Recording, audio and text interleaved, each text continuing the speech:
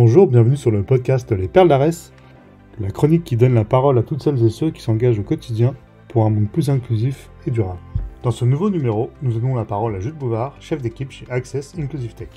Bonjour Jules, peux-tu nous décrire un petit peu ton parcours et ce que tu as fait avant d'arriver chez Arès ?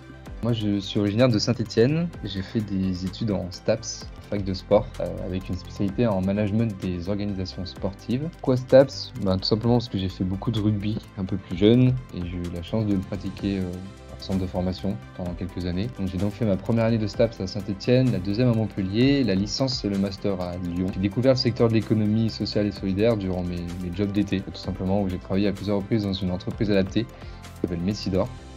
Et cette expérience a été assez marquante et finalement elle a orienté mes choix dans mes stages de master.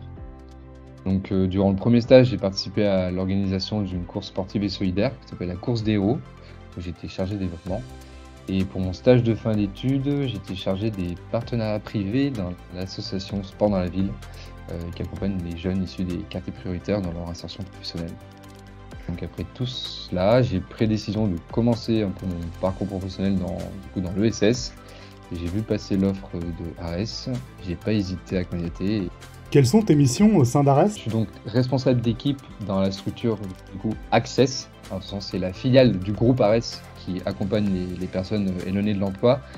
Pour le coup, dans le secteur de l'informatique. Donc, pour expliquer rapidement, Access signe des prestations de services avec des entreprises du secteur numérique pour permettre aux salariés en insertion de se former et monter en compétences sur le projet en question. Donc, je travaille sur un projet informatique avec l'entreprise EDF dans la réalisation de tests informatiques pour sécuriser des évolutions fonctionnelles. Deux missions principales dans mon poste, c'est le management des salariés en insertion, l'animation d'équipe, la formation, l'accompagnement dans la réalisation de leurs projets professionnels. Et la deuxième plus grosse mission, c'est la gestion de la prestation de tests informatiques, où là je fais du cadrage, de la supervision, de l'amélioration continue, de la gestion de la relation client et du reporting de l'activité. Avec qui travailles-tu au quotidien ?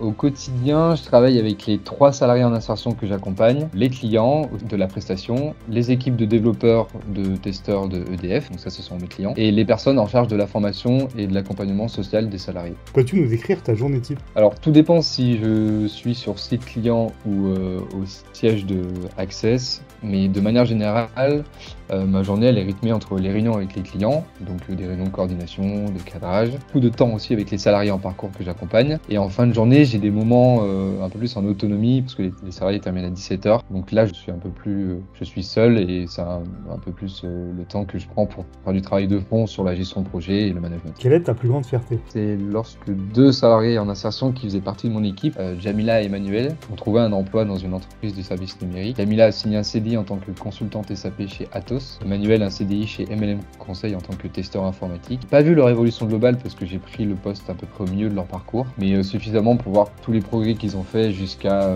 leur employabilité. Et tout le travail qu'ils ont réalisé et qu'on a réalisé, c'est concrétisé par ces 2 emplois qu'ils ont décrochés. C'est des beaux parcours et me dire que j'ai un petit peu contribué à cette réussite, c'est hyper plaisant. Quel a été ton plus gros coup de pression ? Je dirais que c'est lors de ma première réunion sur des sujets techniques un peu en informatique avec les équipes de développeurs et de testeurs. Je comprenais un mot sur 2 parce que j'étais pas issu du secteur. Du coup, j'avais l'impression d'avoir littéralement débarqué dans un monde où je connaissais pas grand chose. C'était un peu déstabilisant, mais bon, avec le temps, là on s'y fait, on apprend. Qu'est-ce qui te fait vibrer dans ton poste ? L'autonomie que j'ai dans la gestion de projet, de penser aux axes de développement, d'améliorer les process.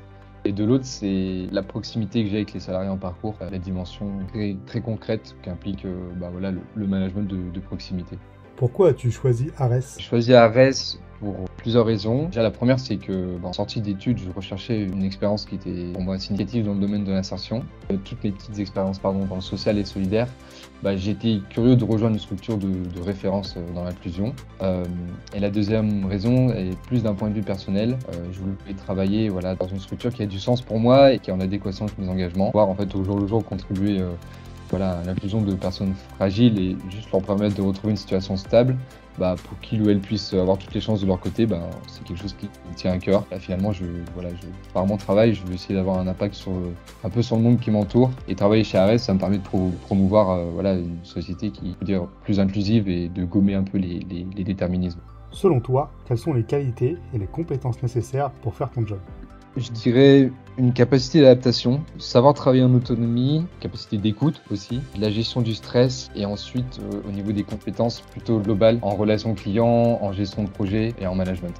Quel conseil donnerais-tu à une personne qui veut s'engager dans la lutte contre l'exclusion ? Principal conseil, ce serait d'arriver à prendre de la distance avec son boulot et par exemple en fin de journée ou à la fin des semaines.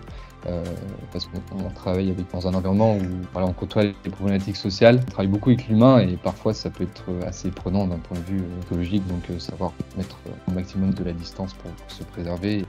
Si tu devais choisir un mot pour définir Ares, lequel choisirais-tu ? Engagement. Merci beaucoup Jules pour ce témoignage très précis et très fort. Si comme Jules vous voulez vous engager contre l'exclusion et rejoindre Ares, rendez-vous dès maintenant sur gotaf.fr, la première plateforme audio de recherche d'emploi. Cliquez, écoutez, postulez. Qui veut du taf ? Va sur Gotaf. GOTAF.fr.